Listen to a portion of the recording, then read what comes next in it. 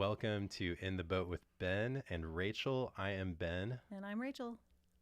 I almost just stopped at In the Boat with Ben. Pretty typical. We did several episodes that way. For like a year. Yeah. But Habits are hard to kill. yeah, they are. But I got it. Thank you for tuning in. This is a show where we speak from our own experiences and talk about things that we are trying out on our creative journey in an effort to encourage and motivate other creators. So Yep. we are so glad you're taking the time to listen. And today's topic is one that kind of came up naturally as we were talking last week. And sorry, I'm going to put on Do Not Disturb. Otherwise, I'm going to have a hard time. All right. There we go. So professional. So professional. Okay. So today's topic is one that came up kind of naturally last week. Do you remember what we were talking about in last week's episode? I think it came up the week before that, but I know last week we were discussing like realistic versus idealistic dreams. Yeah. Like big dreams and Mm-hmm. all of that.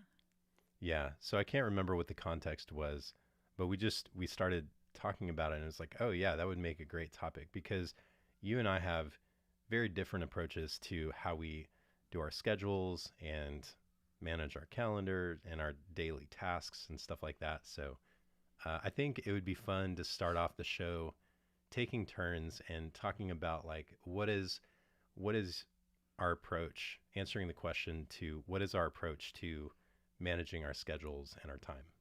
So you want to go first? I mean, I'm very protective of my time. And I spend like before the kids start school in the fall, every summer, I'll take like a week off and kind of revamp my schedule.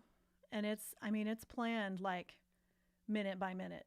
I'll leave little 5 minute, in between transitions and stuff, I'll leave little 5 minute things. But I don't, even in those transitions, like it'll be a quick walk downstairs or something. It's not like I'm getting on my phone and doing stuff. But I have like a whole schedule planned out for every day, even my workouts, all of that stuff. And then, so that's like the overarching schedule that I have. And then I have, that's the overarching daily schedule. And then each day before I go to bed, I make a to-do list for the next day of all the things like, here are my writing, what do I call them? Writing session. So I have 2 major writing sessions every day. One is 2 hours and the other one is 3.5. And so I'll plan exactly what I'm working on for all of those writing sessions the day before. And then, I have my little breaks scheduled out where I'll do yoga or something that gets my creativity going. But I mean, it's planned out. I even schedule laundry. I have that as a to-do thing and I'll mark it off. And so I'm very detail oriented. So I mark down everything or else it probably won't get done. And then in addition to that, I have it's more of a fluid thing, but an overarching year thing where I'm planning, okay, for this quarter of the year, I'm going to work on this project and hopefully have that finished so that the next quarter I can work on this project. And so I'm kind of I guess it's like a type A personality where it's like every detail counts for me. Yeah. Yeah. So, and I've seen this thing. She even schedules bathroom breaks. No, So I I'm do just not. You're so dumb. No, but what's funny is my mom actually, she was cleaning out her rooms at her house and she found this little sheet of paper that was from my freshman year of college. And it's got a to-do list that's like, check on the newspaper. One was like, check on financial aid and all of this. Like, I mean, I've been doing it forever, since I was a little kid. So. Yeah. And let's briefly talk about this. I think it would be good to do an episode going into the more specific details about the different tools Yeah. And stuff. But just, I think it's good and relevant to speak a little bit to how you do all of this. Well, I actually used to use a timer where, like, if I'm going into a writing session that's 2 hours long, I would just set the timer for 2 hours. But now I'm a little bit less, or I'm a little bit more fluid, I guess. But I do have, I mean, I have my schedule that's over by my to-do list, and I know at 10 o'clock that's when writing session number 1 begins, and noon is when it ends. And then I take like an hour-long lunch break where I can, get some lunch, go for a walk, do some yoga, and then, or a nap if I wanted to. And then writing session number 2 starts at 1 and it goes until 4:30, 5 goes until 5. So, I have these, but in the beginning I used to use a timer, and that was basically it. Yeah. I do have a journal where I put all of my, it's not technically a bullet journal, but I do it like a bullet journal. So you don't use any digital tools? No, I do not. Yeah. I am old school. I'm kind of interested in what the breakout would be of type A versus what is the opposite really of type A know. versus Type B. I don't know. But like the people who are very structured in particular versus the people who are a little bit more fluid with their schedule, and how what the preference there is between digital and analog tools. Yeah, that would be interesting to research. So I guess it's my turn. Here, this is going to take about 5 minutes. No, I'm just kidding. Yeah. So what you describe, and I think this is what came up when we were talking about it. If I were to put that much structure on myself, I would feel like I was in a cage, and I would start to feel really panicky and anxious, and ultimately I would end up just like breaking out of that and rebelling against, whatever structure I had created for myself. I do like structure. I like putting things in the schedule. I like knowing ahead of time what's going to be happening. But I also like to have unstructured time. And so my approach generally is, if it's something that's kind of big and major, like it's a project due date or something like that, like I'll definitely put that into the calendar. But I won't put any of the tasks in the calendar leading up to getting that project done. I keep a lot of that just in my head. So I will, and this, I put it in most cases, I'll put it in a Google Calendar or in my phone, which is connected to Google Calendar. And if I do make tasks, I only do it because I know I've got some stuff like coming up, and I know that like if I don't have a list to work down, I'm going to end up forgetting something. And so then I'll actually write down in my journal or on a spare piece of paper somewhere. Yeah, you're bad at that. All of the things that I want to try to get to. And I think that system has worked pretty well for me. It's kept me from feeling like I've got too much structure, like I'm in a cage, but it also keeps me mindful of the stuff that I've got coming up. And I've got this fallback of list making for those times when I feel a little bit overwhelmed or, a little bit anxious that I'm not going to get everything done on time. And that is a kind of anxiety. It is what the product of the way that I do it leads to moments, and often leads to these moments where I'm like, oh, I know I've got a lot of stuff to do, but like I can't think of it all. I need to sit down and write everything down. But I prefer that anxiety over the anxiety of having everything scheduled out and feeling like I can't deviate from that. That just, I don't know what it is. It's so interesting because, I mean, we've been married for almost 19 years. And like, how does that work? we're like opposites, you know. Yeah. I tend to feel very anxious when I don't know what's happening. And what comes to mind is one time when I had planned to like have an evening at home reading, and you came home with surprise concert tickets one time, and I just burst out crying. Remember that? Yeah. Because I was like, that it's not that I didn't want to go to this concert or see these people, but in my mind, I had already like prepared to just be in my pajamas and be in my bed reading, you know? And it was like, I don't know. I maybe this is just a difference in personality, but I felt so awful. I still feel awful about it because you had to like, I told you to go by yourself, but you ended up like giving them the concert tickets to friends or something. Yeah.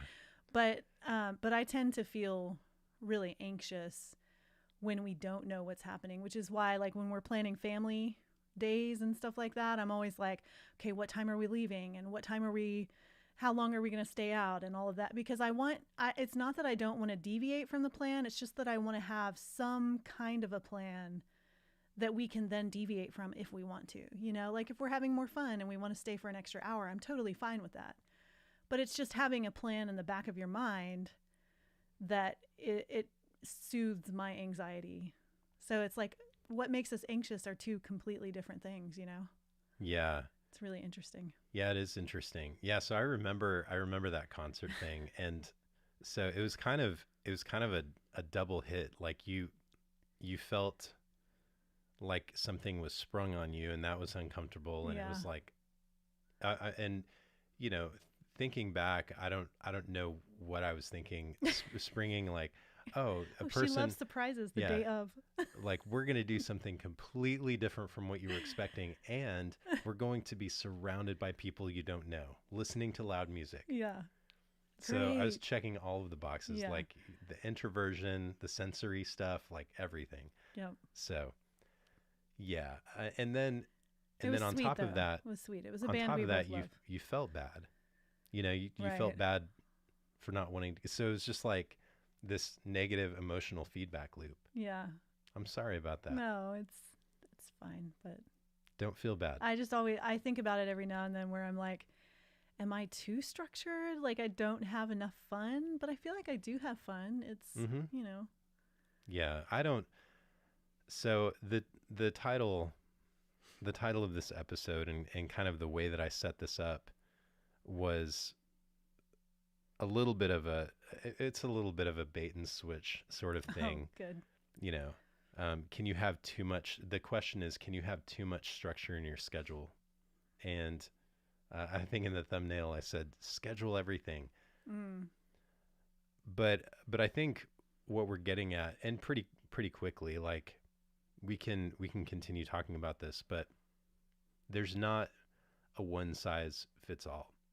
Yeah, I think we have to find what works for us. And honestly, like I've had to experiment with what works for me. I used to be a lot more like, even within the writing sessions, I'd be like, okay, for 30 minutes I'm going to work on this project, and for an hour I'm going to work on this one. And that's why, you know, I would use the timers all the time. But now I'm kind of more like, you know, whatever, I'm going to work on this project, but I don't have a particular word count that I'm shooting for. It's more of a like, okay, if I feel like I've finished, quote unquote, finished for the day on that project, then I could move on to something if I wanted to, or I could keep working on that one until the writing session is finished, you know? So I feel like I've, you know, loosened up a little bit, but Yeah, I want to get into that, because one of the questions I want to answer is how does this work where you and I have very different scheduling styles? We do get to go off in our own corners and work on our own creative stuff, and there's not really much overlap that we have to worry about. But then there are also things that we work on together. We run a household together, you know, so I think that's a really interesting question to unpack. But before we get there, I do want to address the thing that you said just a few moments ago, because you said that you've wondered sometimes, like, am I too structured? And I've definitely, you know, I've had the question for myself, like, am I too unstructured? lackadaisical. Yeah, like because especially when I think about the things like my aspirations and my goals, I tend to think about my lack of structure. We have a child knocking on our door, so we're going to pause for a Here we moment real go. quick. Welcome And to summer. You want yep, me to get? yeah, if you don't mind. So this is just how it's going to be.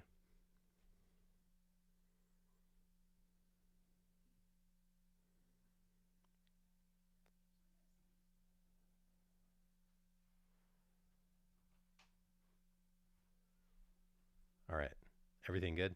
Yeah. Somebody wanted the iPad. Nope. Oh wow, okay, yeah.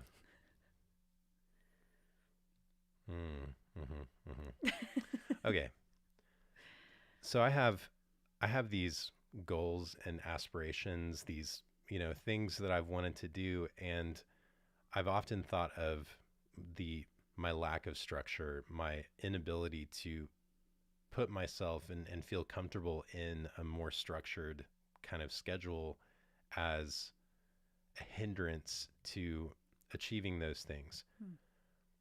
But then I can't, it's one of those things where I can't imagine what it would feel like to have that kind of structure. Maybe it would be so um, maybe it would get me so frozen that I wouldn't accomplish anything, and that the way I actually I'm gonna sorry, we got a little bit of noise up here. I'm gonna take care of it this Okay. time. Be right back.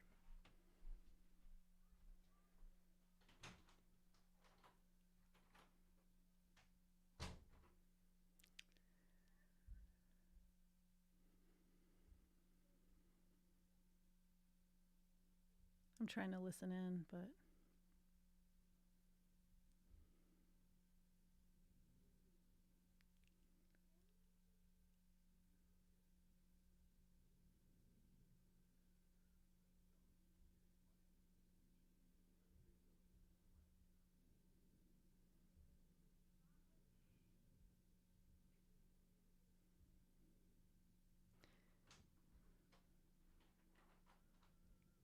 I was not entertaining or anything. I was listening.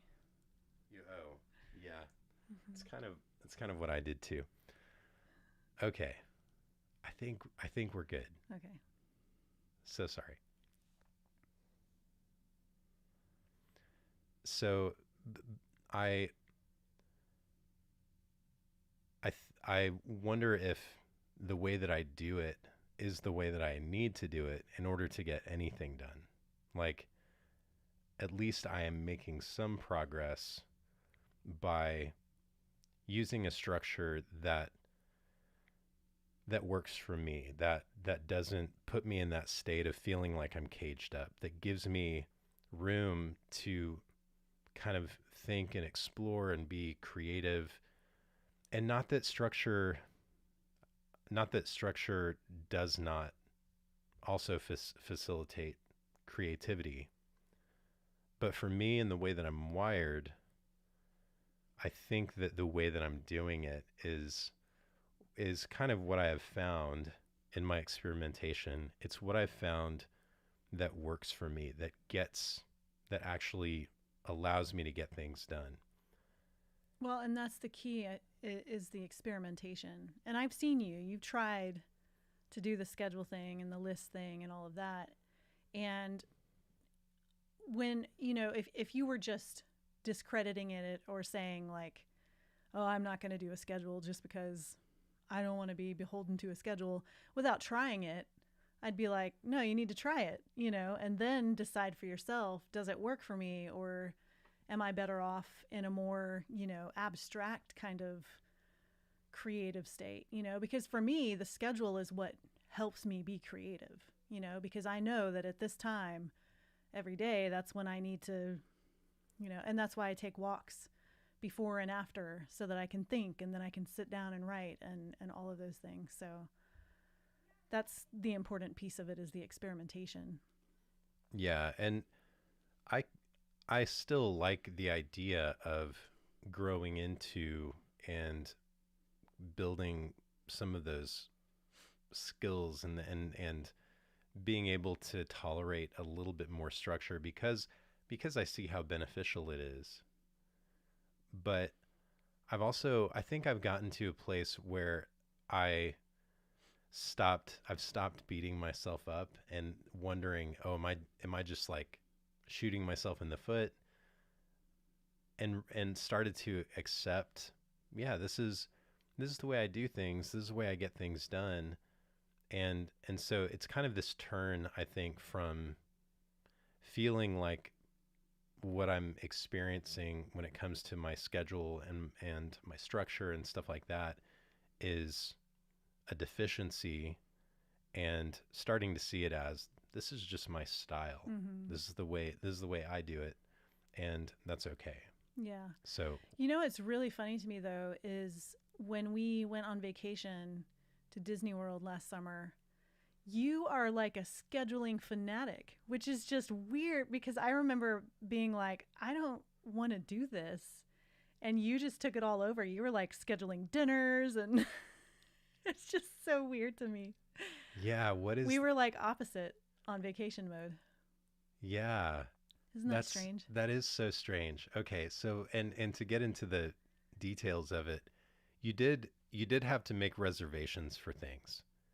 And there there are a lot of things that like I wanted to do, and so like rides, we wanted to experiences, shows, stuff like that.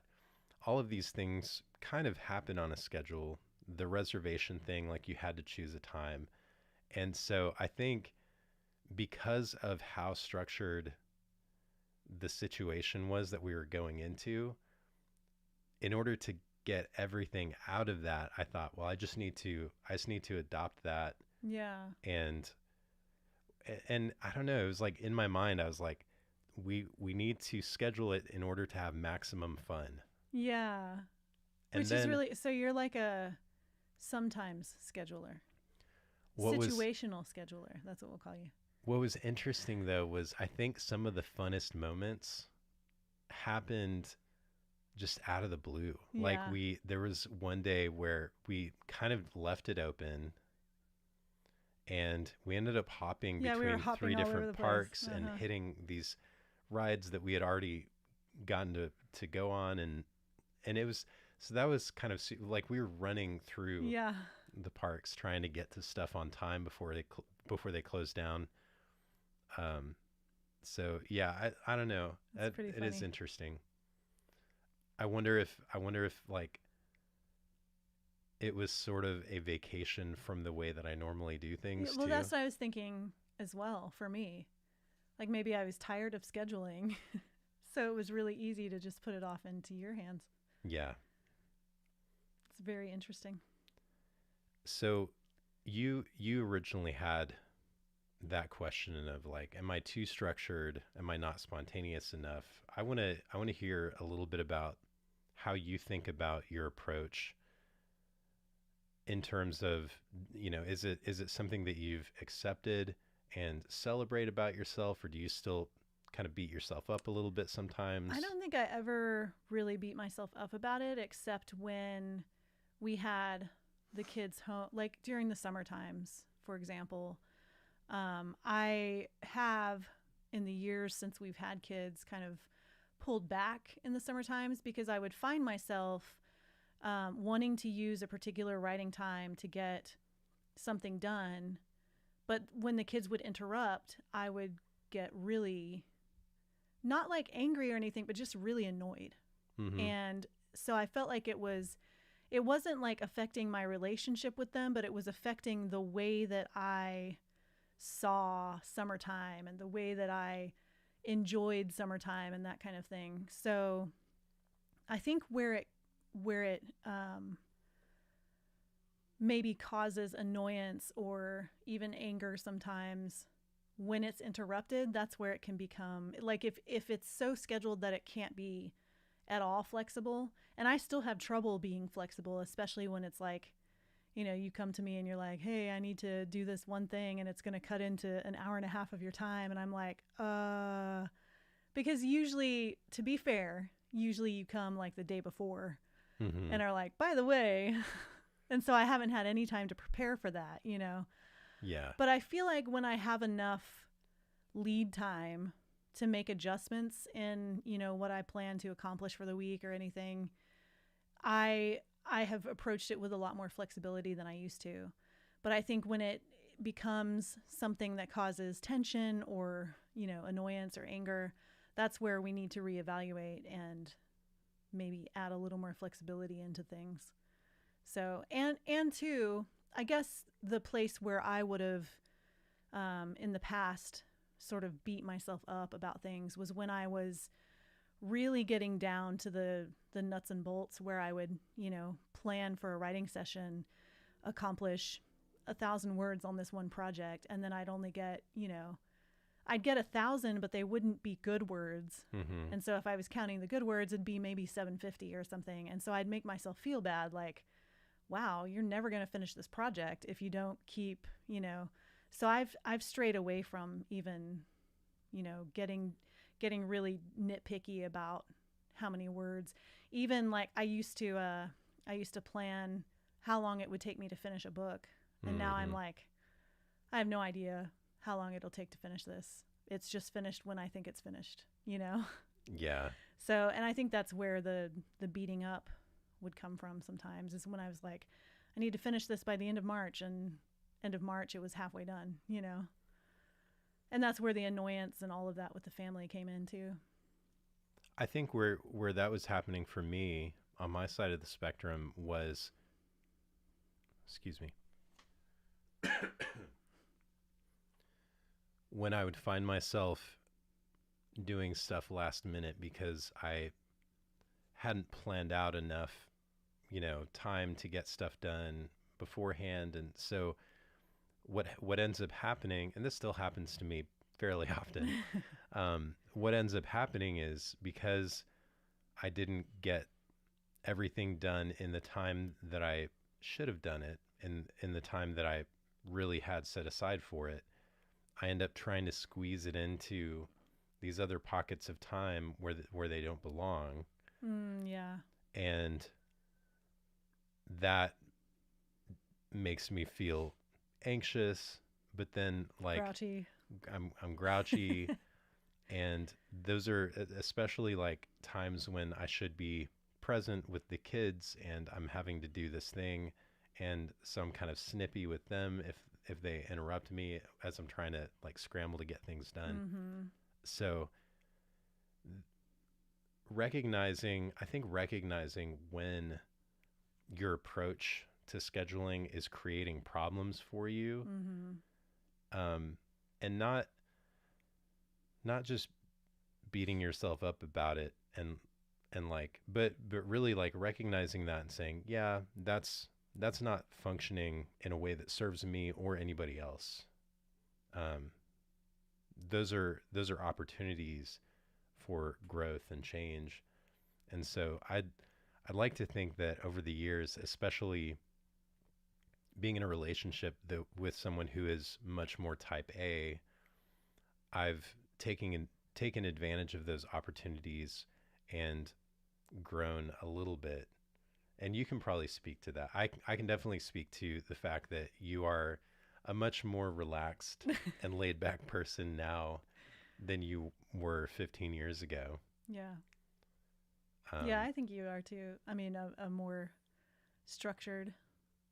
And I think for family life, we've kind of had to compromise in certain ways too. You know, mhm. like we both recognize that it's really good to have structure and schedule for our family, and to, you know, to Yeah. ensure that everybody gets a good night's sleep. And I'm, you know, I'm a huge stickler for all of those things. But then, you know, there are days that we're just like, you'll eat lunch whenever we feel like fixing it. You know, it's not like you got to eat lunch at 11:30. And Yeah. And the boys they really appreciate those moments when there's some spontaneity and we get to go do something fun that we weren't originally planning to yeah, do, or if they have an idea to do something fun that we get to say yes to. yeah, And so the flexibility ends up becoming a benefit in those moments, but then we've got the structure to fall back on. Mm-hmm.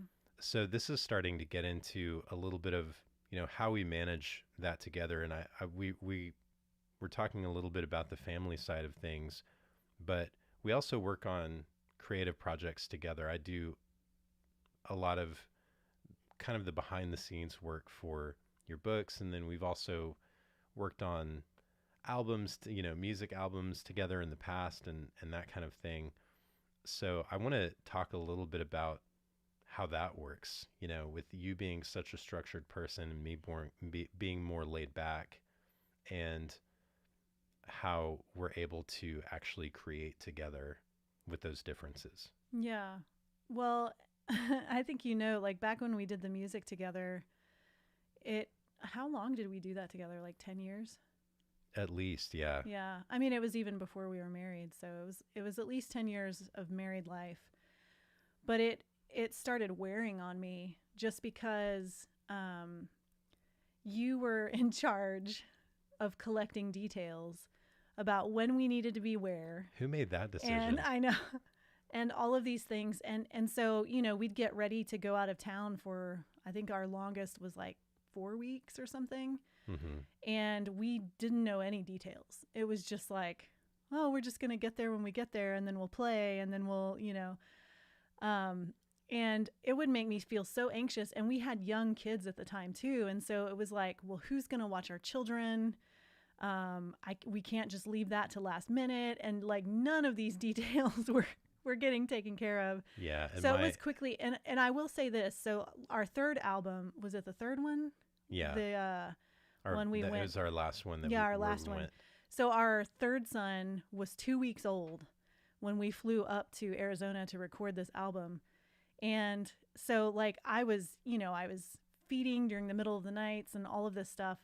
And I would ask the guys, because I played bass for that album, and I would ask the guys, okay, what time do I need to be at this recording studio? Because, my baby needs to eat, and there are all these things there were 2 other little toddlers, and there were never any time, never any schedule for that. Yeah. So Ben would show up at home, and I'd be like napping with the newborn, and he'd be like, okay, you got to go practice your bass part. And I'm like, I don't even know which song we're working on today. Yeah. And it was all just like overwhelming to me. And I think that might be the one that broke us. Like, yeah. So that's really interesting. And I think it's something that I've been aware of for a while, that like our incompatible, because I wasn't structured enough, and there wasn't anybody else who was in charge of the structure. And that was something you really needed. Yeah. That was a major contributing factor to us not continuing to work on that project together, which was like, that was a huge, almost a defining characteristic of our relationship, was like, we're the couple that does music together. Mm-hmm. And that, and you play bass and I play guitar and we both sing, and it was like this big thing. And then it went away because we didn't deal with that discrepancy. Yeah.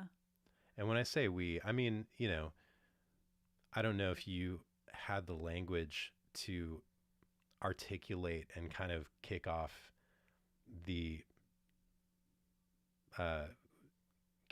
us actually addressing it and working on it. I was drowning in diapers at the time. Right. Other than just expressing the frustration and the annoyance that you were experiencing at the time. And I just, like, thinking back, I feel like you were so happy. That was like your element. Yeah. But like, this person called us for tonight to do a show, and I'm like, okay. Yeah. I was so unaware. And so I do, like, I regret not having had more awareness and, like, working through those things and trying to make it an actual workable thing. But at the same time, like, I'm really grateful that we had that time Yeah. and all of the things that we got to do together. And fortunately, that didn't keep us from continuing to work on things. Like you still asked me, you were like, "So, do you want to help me with my books now?" You know, Yeah. so Yeah. um so what is that? So this is kind of like Ben and Rachel creating together version 2. Yeah. I What think has that been like? definitely it's gotten better. And you sometimes will even ask me for a list. So we try to do like one Saturday a month is a work Saturday, and our kids know this. So we'll work on stuff that we don't normally work on throughout the week. And a lot of times you'll even ask me for a list, like what are the things that you need done? And of course, I always have a list ready. Yeah. So I think that's been helpful, but also um, just I'm a very structured person, and so I'm always like, okay, 12:30 comes around, that's my turn to go, get stuff done, and um, I don't know, I feel like it's just more of an an easier partnership, I guess. It could be because we're not going anywhere either. It's like here at home, The dynamics, yeah, the dynamics are different. It's and we're not depending on other people right. too, because that was always like a big what if Hmm. is we were just depending on other people for certain things. So So in the beginning, and I can speak a little bit to my own experience. You were very particular about certain mhm. things, and I remember feeling kind of caged up You're like, and oh my annoyed. gosh, this is my new boss. What? Right. Yeah. So, and I think we ended up, talking about it a little bit, and I was able to explain like when I have more creative freedom, some direction is helpful, but if you try to dictate to me exactly how you want something designed or stuff like that, it starts to feel really tedious. Yeah. I need that room to explore and create. And and I think you picked up on that pretty quick. And so now, I uh don't really give you any direction. I'm yeah, like, now this is what the book's about. I have Here's to actually get that out of you, which is kind of nice, yeah. because it's like I just by default I've got all this creative freedom. Mhm. We do have deadlines that we try to work with, Yeah. that we try to work within, but the nature of book releases and stuff like that, sometimes things end up, you know, Yeah, they get put off and yeah. yeah. So, and it's definitely not, we're not as busy with this creative work as we were with the band. Yeah. I mean, it was It was every like every weekend. weekend, every During the week in the week we were summer. yeah, we were rehearsing together and going on, Yeah. so Oh my gosh, rehearsals. I hated rehearsals too because of the flowy nature of them. I was just like, we need to get to work. yeah, so rehearsals, my approach to rehearsals, w- when we weren't preparing for a specific show where we had like a specific set list and we're trying to work through transitions and stuff, is like, well, let's, Noodle try around and try some things out and see what happens. oh my god. Oh, I love that stuff. I know. It Um, was great. It just wasn't for me. yeah, and I'd that's I'd usually okay. like I'd play around a little, but I'd also in the back of my mind I'd feel annoyed because I was like, we need to be accomplishing something here. If I showed up to a rehearsal and I said, "Here's a new song I've been thinking about," I charted out all the notes. Yeah. You'd be like, "Oh, this is great." Uh-huh. Exactly. Yeah, that never happened. No. Nope. But we're getting stuff done nowadays. Yeah. Things are happening, and I'm still writing music and might have you guest vocal, Yeah. play some bass. Yeah. Got It's been the a long time since I played. bass guitar hanging up. Yeah, it's a custom too. It's very, very beautiful looking and sounding instrument. Mm-hmm. All right. There was, oh yeah. So I'm going to save this for the after show. There's one more thing I wanted to get into, about this topic, but I think for Oh, now, that's a surprise. mhm, What is it going to be? I don't know. You hear me cracking everywhere? Yeah. All right. Do you have any more thoughts on this? I don't think so. All right. Well, this was a fun conversation, and as always, I always walk away from these conversations learning something, having learned something new about myself and about you Yeah. and our relationship. It's interesting. So, all right. Well, if you are enjoying this show and you want to help us out, you should go to intheboatpodcast.com. Now, if you're listening live, I don't have that set up yet, but I'm working on it. It's on my to-do list. Yep. I gotta put it on my calendar. But you can sign up for our newsletter. Again, I don't have it set up yet. This is just for the recording, y'all. You can sign up for our newsletter so we can let you know about events and future shows and things like that. Rachel, if people want to find you online, where can they go? RachelTolson.com. And I'm at bentolson.com. Thank you so much for listening. Did you have something? No. Oh, okay. Thank you so much for listening, and we'll talk to you next time. See ya. All right. So we don't have outro music, so we can just... Oh, okay. I really need to get that stuff set up. Yeah. Like the newsletter. I'm so excited about like what we're going to do with it. I just need to get it done. I want to real quick say hi to folks. Anita said no apologies necessary for when we had to go out and talk to the kids and stuff. Yeah. I love how you two are able to live and love your family while attending to your love of creating. Yeah, that's a huge value for us. It's like if we're not doing what we need to do to be creative, I feel like it ends up creating a kind of resentment. Well, That and is, I feel like we're smaller people. We're not, blooming into our potential. And then what do our kids learn?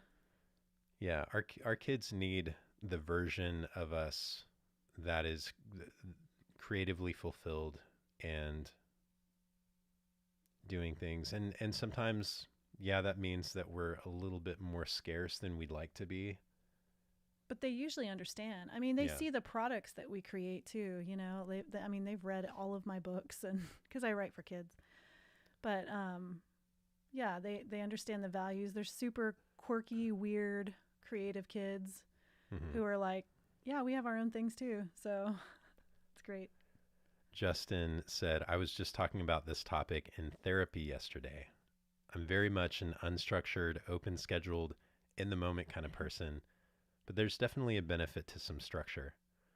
So Justin actually is the founder of, he's done a lot of really cool stuff, but he's the founder of a podcast platform called Transistor. Oh, cool. And you can check that out at transistor.fm, I think. Let me just make sure that's right real quick. Mhm. Yeah, transistor.fm. That's super cool. Yeah, so and he's got a YouTube channel and does all. So he's a super productive person. Yeah. Also Struggles with schedule. Yeah. Yeah. But I love that he mentioned therapy.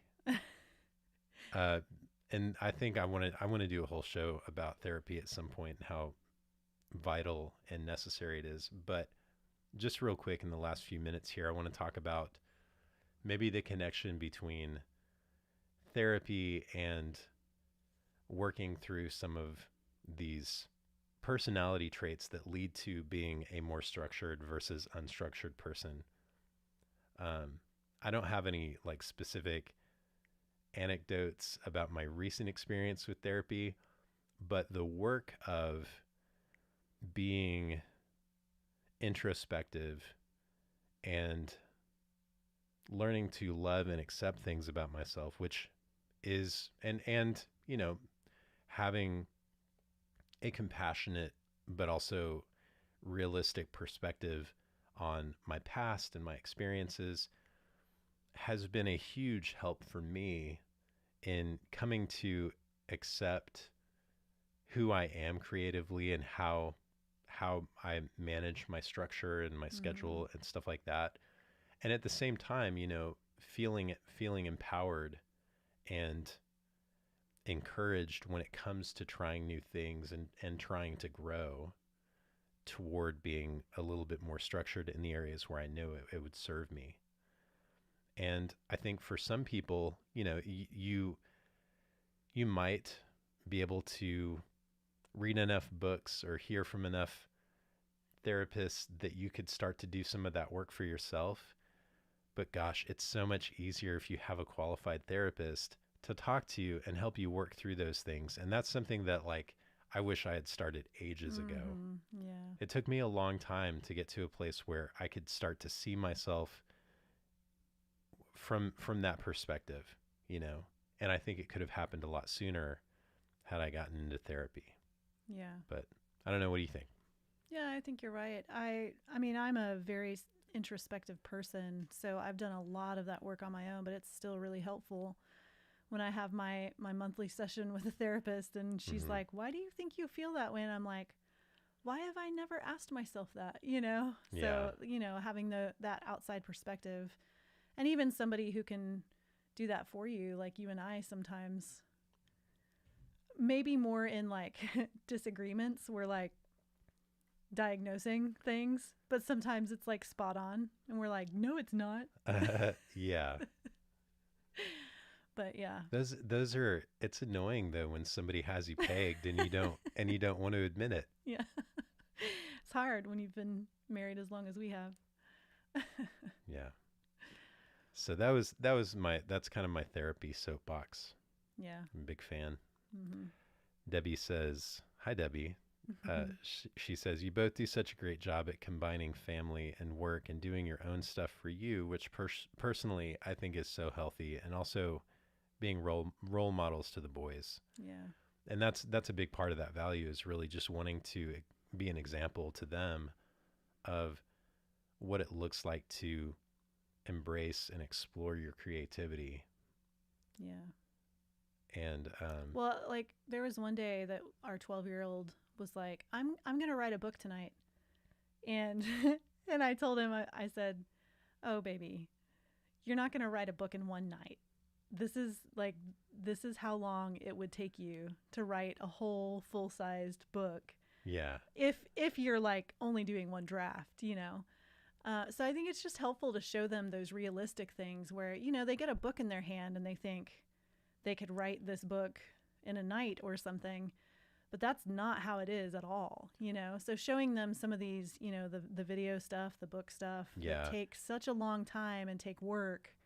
Well, and so they see the product of what you produce, but I think there's also this indirect experience they have with our creativity where you're closed off in your room, like working Hours a away. day. Yeah. And so at some point, I think it kind of starts to click that, oh, that's what she's doing in there. Mm-hmm. You know, when I'm in front of the camera and I'm reading from a script, or, if I'm going from an outline and I'm just doing different takes, and they get to see that creative process. Like, they'll see the video Yeah. and they'll see the finished product and it's Mm-hmm. polished and has all the Mm-hmm. cuts in the right place and stuff. But they also um, get to see what it takes to Mm-hmm. actually Which make is, that happen. I feel like it's so valuable. Yeah. We don't get those stories in everyday life, but they get to see it. We should document it so other kids can see it. Yeah. With all the, Yeah. With all the extra time we have. I got to structure my time a little bit better so that I can squeeze that in too. All right. Well, that's going to do it for us today. Thank y'all so much for tuning in Yep. and listening live. And hopefully, this next week is our 6th live episode. Wow. I Yeah. have to have something ready by then to tell you, because it's either going to be the week after that or the week after I get back from my trip. Probably the week after I get back from my Yeah. trip. We're going to actually Have have a a launch. live celebration at the same time that we usually do. We're going to launch, and we're going to live stream. And then after that, we are going to have a more interactive thing, which is going to be really cool. And I did look into it. I can set that up. It's easy. Okay. So this isn't like a pie in the sky. This is happening. You're going to get a chance to talk with us face to face, and like we'll be able to interact together and stuff. So it'll be fun. All right. All right. Well, y'all take care, and we'll see you next time.